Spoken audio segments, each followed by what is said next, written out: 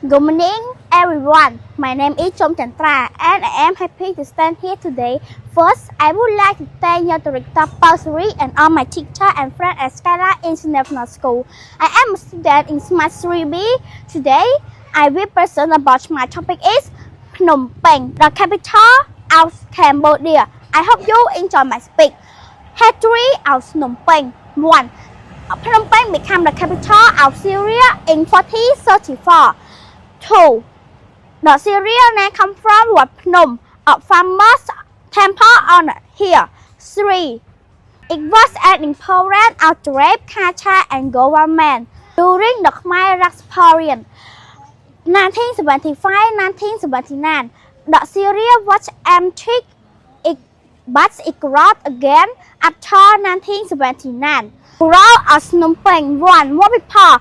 2. More buildings. 3. Better school and habitat for tourists and business. Goodbye and good luck.